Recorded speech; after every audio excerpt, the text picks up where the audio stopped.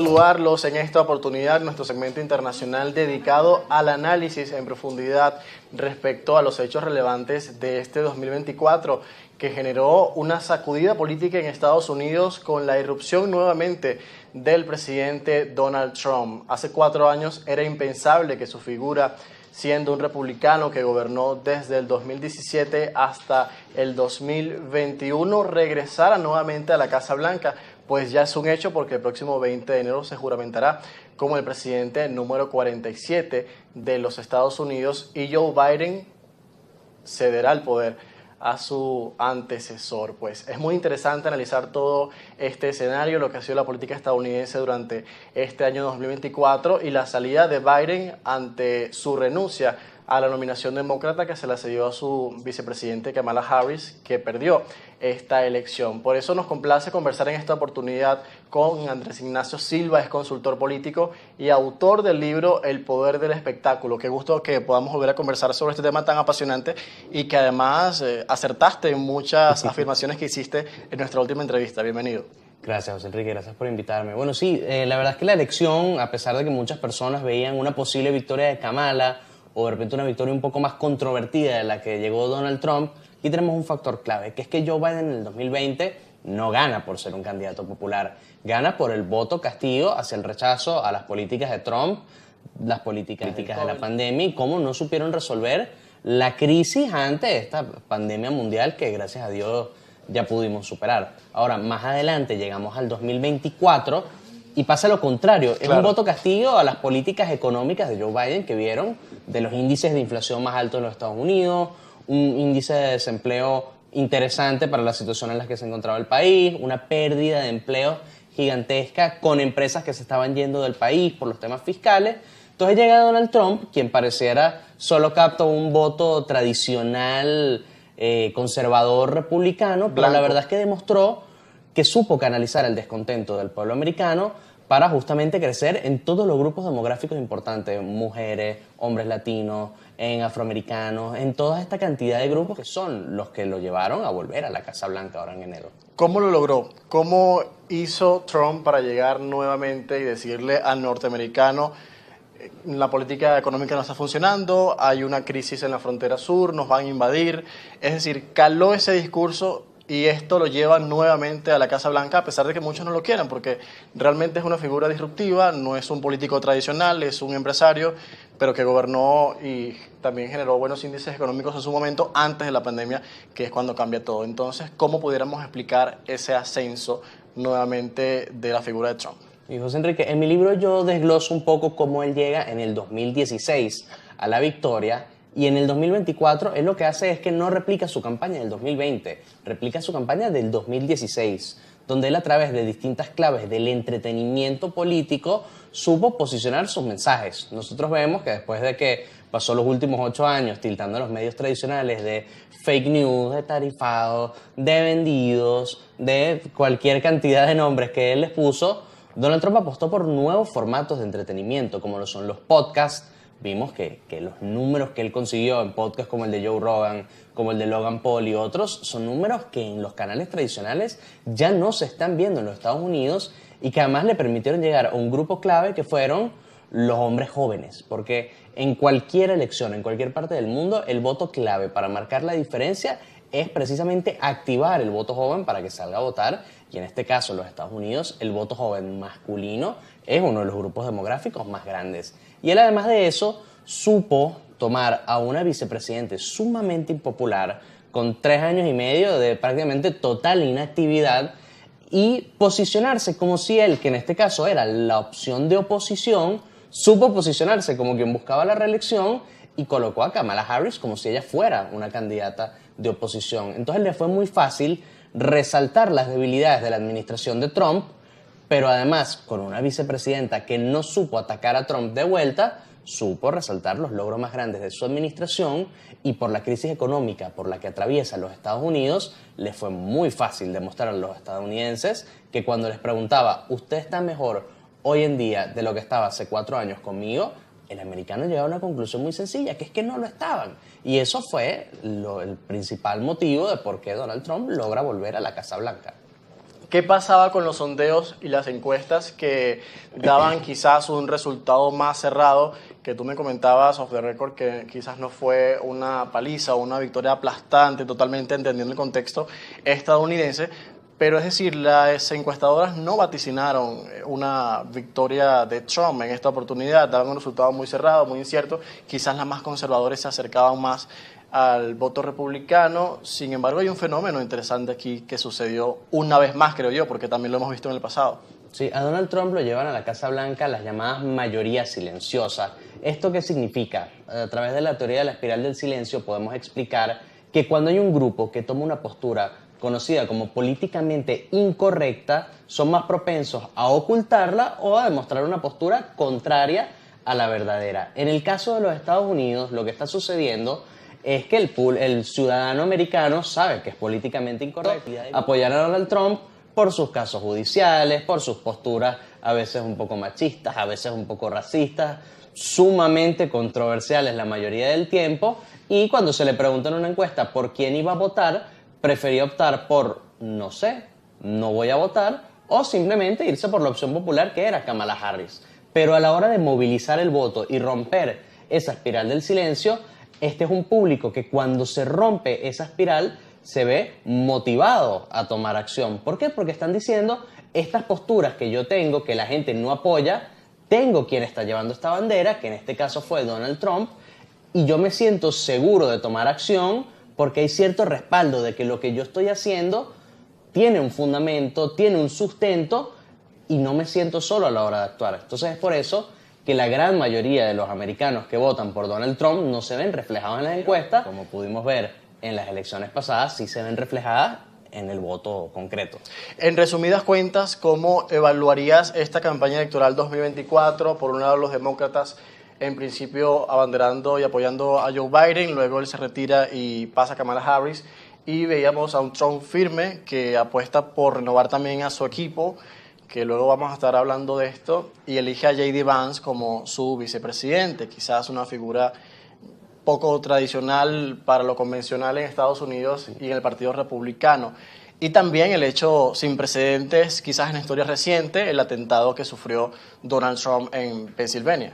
Sí, bueno, la campaña de Donald Trump fue una campaña muy bien gestionada desde el punto de vista de su público. Donald Trump supo, como dije, supo captar a ese público joven que no suele ser muy activo en el voto a través de los podcasts, posturas pro criptomoneda, pro industria de los cigarrillos electrónicos. Es decir, él supo captar un público que uno muchas veces se ríe porque no es un público abandonado, es más bien un público muy tradicional, como es el hombre blanco de 20 y pico de años, pero él supo reconocer cómo este público no tenía un político que lo estuviera abanderando, y Donald Trump llenó ese vacío. Y de la misma manera supo un poco replicar su campaña del 2016 con su carisma, con su personalidad, con sus comentarios controversiales, y eso lo disparó. Pero por el lado de Kamala Harris, no solo es impresionante, es verdad, tuvo 3 meses de hacer campaña, que es muy poco tiempo, pero hay una realidad de campaña, tuvo más de 250 millones de dólares, que hoy en día están reportando que quedó hasta en deuda la campaña. Es decir, y Trump recaudó mucho menos. Y Trump recaudó muchísimo menos. En el 2016, mientras Hillary Clinton tenía más de 900 empleados en todas sus oficinas de campaña, Donald Trump no llegaba a los 90. Es decir, él supo optimizar recursos en el 2016. Y en estas elecciones esa cifra prácticamente se duplicó para Kamala Harris y se redujo a la mitad para Donald Trump. Y ellos, el gran problema de la campaña, que también se refleja un poco en el manejo de sus finanzas, está en que ellos no supieron identificar las necesidades reales del americano. Ellos quisieron imponer una agenda de derechos sociales, una agenda de los derechos LGBT, los derechos raciales, un poco hablarles de la agenda woke, como le dicen en los Estados Unidos, al americano, pero es una agenda que si yo tengo hambre y no tengo dinero para ir al supermercado a sustentar a mi familia, darles de comer, darles una buena educación, yo no voy a verme representado en estos temas que los demócratas quisieron imponer. Y el gran problema de Kamala Harris es que mientras Joe Biden tenía buenos índices económicos y buenos índices de empleo hacia el final de su presidencia, al Kamala Harris enfocarse en esto y además complementarlo con una gran presencia de Taylor Swift, Beyoncé, Jennifer López y otros grandes artistas de Hollywood, la gente no se vio identificada en la campaña porque Increíblemente, el Partido Demócrata, que tradicionalmente es como el partido obrero americano, se vio como el partido de élite, mientras que Donald Trump supo decirle a la gran masa rural de los Estados Unidos, el Partido Republicano es ahora el partido del pueblo y el partido que te va a ayudar a salir adelante. Y es ahí donde estuvo la clave del triunfo de Donald Trump y, más importante, la clave de la derrota de Kamala Harris. Muy interesante analizar todo lo que ha ocurrido durante estos últimos meses en Estados Unidos. Lo estamos haciendo en esta oportunidad con Andrés Ignacio Silva, consultor político, y también tiene un libro muy interesante del que vamos a estar hablando al final de esta entrevista. Historia política reciente en Estados Unidos, el encuentro entre el presidente saliente Joe Biden y el electo Donald Trump tras esta reunión que tuvieron en la Casa Blanca a mediados de noviembre, después de las elecciones presidenciales del 5 de ese mes. Una realidad política y un encuentro que dista mucho de lo sucedido hace 4 años, cuando Trump no recibió a Biden en la Casa Blanca al saber que había ganado las elecciones, pero un resultado que Trump no reconoció. Y José Enrique, una de las grandes críticas hacia el final de la presidencia de Donald Trump fue precisamente su manejo de los sucesos del 6 de enero, que se vieron ahondados por el hecho de que Donald Trump no asistió a la inauguración de Joe Biden. En este caso estamos viendo una transición limpia donde podemos apreciar la diferencia entre el Donald Trump político y el Donald Trump showman. En el 2020 él quería promover esta narrativa de que le habían robado las elecciones, además decir que él no tuvo nada que ver con los sucesos del 6 de enero, pero que esos eran unos patriotas valientes que salieron a defender sus derechos. Es decir, sucedió una cantidad de cosas que si nosotros lo comparamos con lo que sucedió en el 2024, podemos apreciar la realidad. Y es que a Donald Trump poco le importan las formas en las instituciones. Un gran ejemplo es que él fue nombrado persona del año por Time este año, pero su opinión respecto a la revista Time va variando con el tiempo. Los años en los que él gana, agradece a esta prestigiosa revista por nombrarlo persona del año. Lo exalta además, porque su discurso siempre tiende a exagerar, ¿no? Siempre exagera, pero los años en los que Donald Trump pierde, cuando ha sido considerado, son los años donde él vende que es una revista falsa, con noticias falsas, que perdió prestigio y que ya nadie lee. Y él con las instituciones americanas va más o menos por el mismo lado. Cuando él está perdiendo, él no tiene respeto por las instituciones americanas, él no cree en la democracia americana. De hecho, lo que poca gente recuerda es que en el 2015 y 2016, cuando él estaba como candidato en las primarias, las 3 elecciones que Donald Trump perdió dentro de estas primarias, Donald Trump también cantó fraude, que le habían robado las elecciones. Es decir, esto no es nada nuevo para él. Y Joe Biden, quien está de por sí descontento con el Partido Demócrata, él viene, invita a Donald Trump, intenta hacer una transición hacia esta nueva gestión del nuevo presidente, y esto lo que ha demostrado es tanto que Donald Trump simplemente su furia o su alegría viene con sus propios intereses, como al mismo tiempo Joe Biden está intentando salvar un poco al Partido Demócrata y por lo menos demostrarle a la gente que si quizás no es el partido que puede resolver sus problemas en estos momentos, que el pueblo decidió en las elecciones, sí va a seguir siendo el partido que va a poner los intereses del americano por delante de sus propios intereses. Eso que mencionabas hace rato de la posición de Trump respecto a las instituciones en Estados Unidos, en este periodo, ¿crees que pudiera representar un peligro? Ya vimos lo que sucedió al final de su mandato con el asalto al Capitolio, aunque él se distanció mucho de ese tema durante la campaña y en los debates, evitaba hablar sobre eso. Pero, ¿cómo pudiera ser la situación ahora en este nuevo periodo presidencial y ya entendiendo que él no puede reelegirse? Sí, en términos de institucionalidad, los americanos, sobre todo el Partido Demócrata, están en una posición muy sensible, porque Donald Trump va a llegar a la Casa Blanca con control, o por lo menos mayoría, dentro de la Cámara, dentro del Senado, dentro de la Corte Suprema y en la Casa Blanca. Que además, esta Casa Blanca la va a llenar, a diferencia en el 2016, cuando tuvo una mezcla entre hombres de confianza en su gabinete y personas con gran experiencia en sus áreas. Pareciera que para esta presidencia está llenando por completo a la Casa Blanca de sus aliados, de sus hombres leales, de lo que llaman los yes man. Es decir, todo lo que pide Donald Trump le van a decir que sí. Y eso es un tanto peligroso porque mientras sí, cada una de las personas a las que está nombrando en una posición tienen sus propias posturas, tienen sus propias inclinaciones, pero hay una realidad y es que cuando Donald Trump está al mando, lo que Donald Trump quiere es lo que se va a terminar haciendo. Y con una mayoría en todos los órganos del Estado, estamos posible viendo a la presidencia más subsecuente Sí. y con mayor impacto de la historia reciente de los Estados Unidos. Hablemos de unos puntos claves en las figuras que están encabezando en este momento su equipo.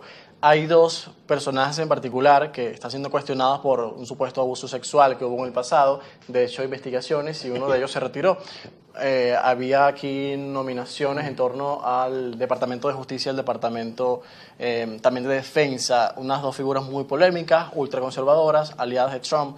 Y que, bueno, aparte tenemos el secretario de Estado nominado, que es Marco Rubio, quizás pueda ser confirmado en el Senado, pero en cuanto a los otros casos, es posible que no. Sí, en este caso Donald Trump lo que está intentando hacer es demostrarle tanto a los demócratas que lo ponen como a los republicanos que no son tan afines a su presidencia, él le está dejando claro que él hace lo que él quiera. No por nada, cada uno de las elecciones que ha tomado distintos cargos han salido cantidad de expertos diciendo que estos son los seleccionados más inexpertos y menos preparados para llevar estos departamentos, y eso es simplemente Donald Trump poniendo mano dura y demostrándoles que él es el que manda. Y si él quiere que estas personas de su confianza llenen esos cargos, él lo que quiere es imponerlos para imponerse frente a su propio partido. En este caso lo que sucede es que poco a poco vemos como estas personas han ido perdiendo tracción en sus nominaciones. Vemos como ya uno de ellos, Matt Gaetz, ya retiró su nominación. Pete Hegseth probablemente sea también retirada su nominación. Se dice que puede ser reemplazado por Ron DeSantis, el gobernador de la Florida. Y esto lo que significa es que Donald Trump poco a poco no solo va reemplazando estas elecciones que eran claramente, como digo, una manera de imponerse, sino además lo está reemplazando por políticos con experiencia en esta área. Es decir, había nominado a alguien para fiscal que se decía era la persona nominada menos calificada para llevar este cargo, y lo sustituye con una mujer que fue fiscal general del estado de la Florida por muchos años y una fiscal muy reconocida y muy respetada en los Estados Unidos. Y lo mismo, si retiran a Pete Hegseth, que se dice que tiene poca experiencia en el sector de la defensa, sería reemplazado por Ron DeSantis, que es un veterano y es muy reconocido y muy respetado en los círculos militares en los Estados Unidos. Y seguir adelante con estas nominaciones, imponiéndose nuevamente frente al Partido Republicano. Hablemos ahora de la política exterior de la próxima administración de Trump a partir del 20 de enero. Ya hemos visto algunas señales de esto, sobre todo lo que repercute en la guerra entre Rusia y Ucrania, en Europa del Este por un lado, los conflictos en Medio Oriente, de parte de Israel contra Hamas en Gaza y Hezbollah en Líbano, y ahora también la caída de Al-Assad en Siria. Algo que Trump en principio ha celebrado y ha abogado porque Estados Unidos no se inmiscuye en eso, no busque meterse más. Pero por otra parte también tenemos las diferencias que ha tenido recientemente el presidente electo con Claudia Sheinbaum, presidenta de México, y el primer ministro de Canadá, Justin Trudeau. Y bueno, uno se pregunta también cómo queda América Latina en esto, en qué orden de prioridad va en su política exterior. Sí, Donald Trump está llegando como una figura sumamente disruptiva para el panorama político mundial. Desde la Unión Europea hasta la OTAN, hasta todos los organismos internacionales en los que Estados Unidos es un jugador clave, Donald Trump se ha visto no solo promoviendo esta postura de que ellos van a resolver tanto el conflicto en Ucrania como el conflicto en el Medio Oriente prácticamente en su primer día del cargo, sino además hemos visto cómo se ha enfrentado a sus propios aliados tradicionales. Ha amenazado con poner tarifas, le ha dicho a Justin Trudeau que va a convertir a Canadá en el estado 51 de la Unión. Es decir, él va a llegar muy disruptivo como es él, y él va a intentar traducir su propia personalidad lo más que pueda a su política internacional. En lo práctico, ¿cómo se traduce eso? Sí, con respecto a Latinoamérica tenemos un jugador clave que es Marco Rubio y otros como Ron DeSantis, que pareciera va a terminar promoviendo, que son grandes conocedores de Latinoamérica, por lo que pareciera ser que Latinoamérica va a tener una presencia fuerte en su agenda. Tenemos personajes como Claudia Sheinbaum que van a intentar un poco enfrentarse a Donald Trump, pero al final del día, ante amenazas de tarifas entre el 25 y el 100%, probablemente Donald Trump en sus aliados más cercanos va a encontrar de cierta manera un espacio para negociar y llegar a una posición clave. Mientras que para Latinoamérica, sobre todo para Venezuela, uno pensaría que por la nominación de Marco Rubio vamos a ver nuevamente la política de máxima presión, que no solo debemos evitarla al máximo costo porque se demostró que no tiene realmente ningún impacto concreto en los objetivos de los Estados Unidos, sino precisamente lo que hace es herir a los venezolanos. Entonces lo que nosotros debemos apostar aunque parezca que con Marco Rubio esto va a ser muy complicado, debemos apostar a que Donald Trump entienda los beneficios de las licencias petroleras, los beneficios de no aplicar máxima presión, sino más bien aplicar la diplomacia y la negociación. Y si nosotros vemos que Donald Trump, con sus intereses personales, pueda nuevamente imponerlos frente a los intereses diplomáticos de los Estados Unidos, estamos ante la posibilidad de que quizás no volvamos a esta política como la que tuvimos a partir del 2016 y 2017, sino quizás tengamos una política en un escenario donde cada vez quedan menos jugadores viables para los Estados Unidos en el panorama energético mundial. Vamos a ver a una Venezuela que posiblemente tenga buenos acercamientos con los Estados Unidos. ¿Y crees que Trump se acercaría a ese escenario a pesar de que con la nominación